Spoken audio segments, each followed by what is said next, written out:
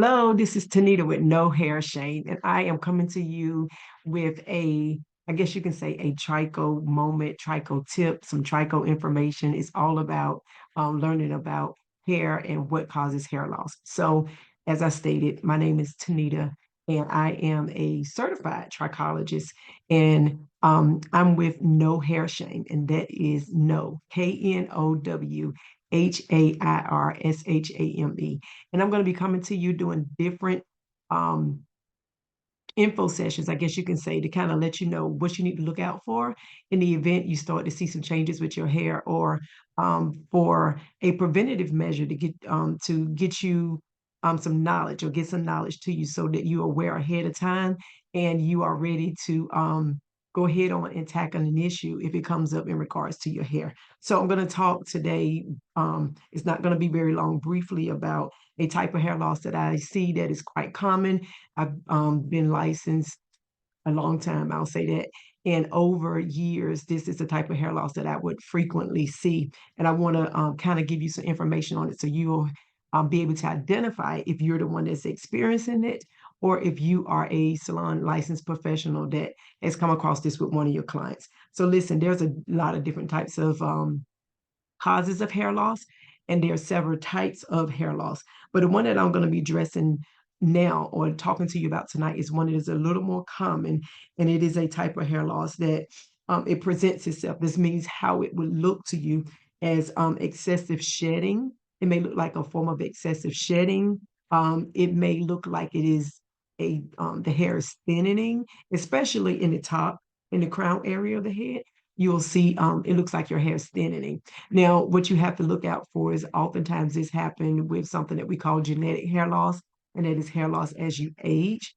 This can kind of look like that initially, but it's not the same. Okay. And so it presents itself, like I said, as excessive shedding. Now, it is, if it's under 6 months and the person is experiencing this, it is considered to be just like a type of acute hair loss.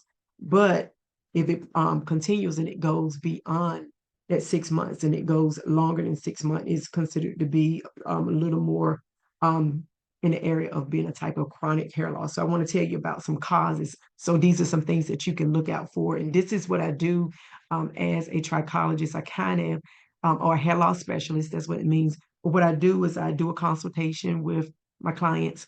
I talk to them about some things that they are experiencing. I'm going to be asking them some questions, and then we'll get to a point where we analyze the hair.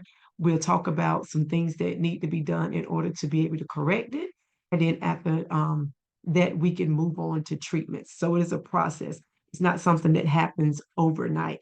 But I want to tell you some of the reasons that this hair loss would kind of happen. Like I said, it presents itself as thinning. A lot of times it's in the crown or the top of the head. It can also look like early stages of thinning, which we call genetic hair loss, but it's not that.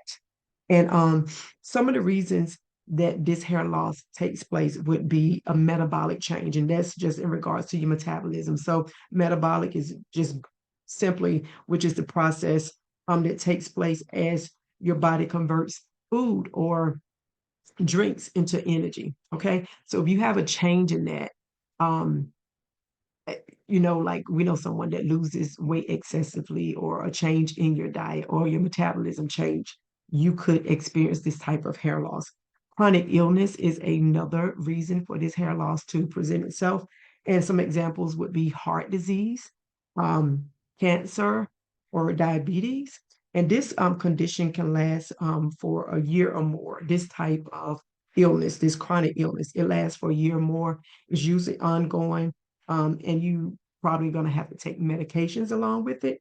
Um, and with this, let's see, it usually alters a person's daily life or their activities, or both. Okay. So a chronic illness can cause this type of hair loss. Another thing is hormonal irregularities. Hormonal irregularities. Okay. It could be a female's cycle. Um, let's see, another reason could be, let's see, hormone irregularities.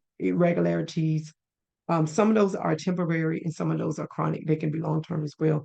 Now, Some other areas that we want to think about when I say hormonal irregularities would be diabetes. That's the most common one because that is a type of hormone that is released to help the body be able to process its food. Okay, so diabetes is a most common form of hormonal irregularities when we're talking about this type of hair loss, as well as thyroid. And when it comes to your thyroids, someone could be experiencing hypothyroidism, which their thyroid gland is very hyper, is um, overproducing, or hypo thyroidism, where their thyroid is underproducing the type of hormone that is needed. Okay. And so think about that postpartum, which we are quite familiar with after birth. And as I looked that up, some people say, some studies say it could be 6 months. I mean, not 6 months, excuse me. It could be 6 weeks, not months. We don't want to last that long, but it could be 6 weeks, 8 weeks, and some even said 12 weeks after birth that a person could experience postpartum, which could have an effect on the hair. And then after that, stress, of course. Stress can really weigh heavy on this type of hair loss. And you may not even realize it because it could be for months later. And you may not even be stressing at the time that you start to see the hair loss. And then diet, of course. Diet is not a diet necessarily to lose weight. Diet would just be food that you consume that is consumed by a person, right? Just your regular diet that you have on a daily basis, not a diet to lose weight. That could be an issue. And then medications, of course. And oftentimes what happen is it could be that a person gets a diagnosis that of being a diabetic, or they're dealing with the issues with their thyroids being hypo or hyper, and they're prescribed medications, along with the fact that the hormones are off. The medications could also be a factor when we're talking about this type of hair loss that presents itself as thinning. Okay. Now, this type of hair loss is not necessarily a permanent type of hair loss. Your hair can be restored, especially if you catch it early enough and in time. Okay. So, this is something you want to be mindful of. It's usually not permanent.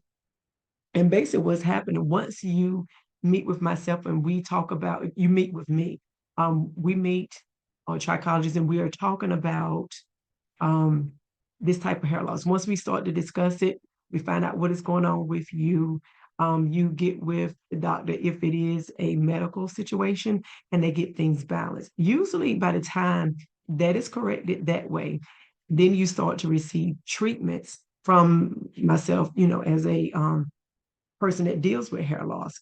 This type of hair loss would usually correct itself, and it usually could be about maybe 3 to 6 months once it's corrected for the hair to start back to produce its normal cycle, the way that it would produce healthy, strong hair, and for the thinning that's happening in the area to start to fill back in. Okay, so just want to I want you to keep that in mind when we're talking about this particular type of hair loss.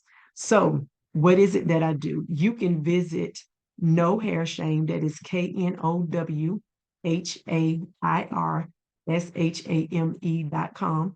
Go ahead and look at the website and fill out a contact form to get in contact with me. Your first consultation can be virtual. And then from there, if we see that we need to proceed and we need to move forward, we'll do a in-person hair and scalp analysis. We'll talk a little further. We'll talk about what treatment options are available and what it is that you should do to get your hair back on the right track. So, in summary, this is a type of hair loss that presents itself as thinning. Okay. There could be different causes. Metabolic change was one, chronic illness is another, hormonal irregularities. And in a few some videos, I'm going to be talking about this more in depth, especially when it comes to diabetes and the thyroid gland, how that has an effect on our hair and causes this type of hair loss. Postpartum is another. Stress, diet, meaning what you eat daily, not necessarily the way that you're eating to lose weight. Medications, and then we want to talk about what it is that you and I need to do together to correct this so that you can get your full potential hair strands and the thickness of them that you should have in that area.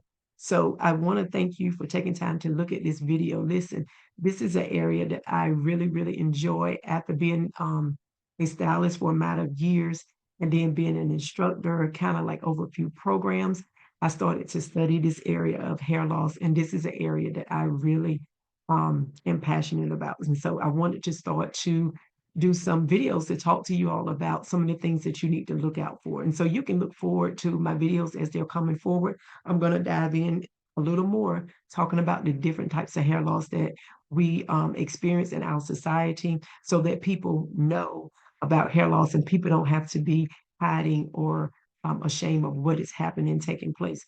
Also, to try to go ahead on and do some preventative measures before this thing gets out of hand and we get into a situation that becomes permanent when it did not have to be. Okay, so thank you so much for watching this video.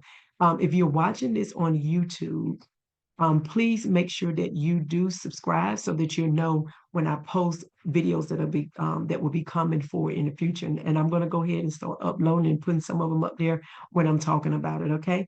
Thank you so much for taking the time to watch this video. Please make sure that you do subscribe if you are watching me on YouTube. On any of the other social media platforms, just make sure that you do go and you subscribe. Make sure you comment. Let me know if there's some areas that you want me to talk on that you might be experiencing some type of hair loss. And make sure that you stay informed so that if you or a family member or someone is dealing with hair loss, you don't have to try to deal with it by yourself. Okay. Thank you so much and enjoy the rest of the time that you have, be it day or night when you're watching this video. Thank you. Bye bye.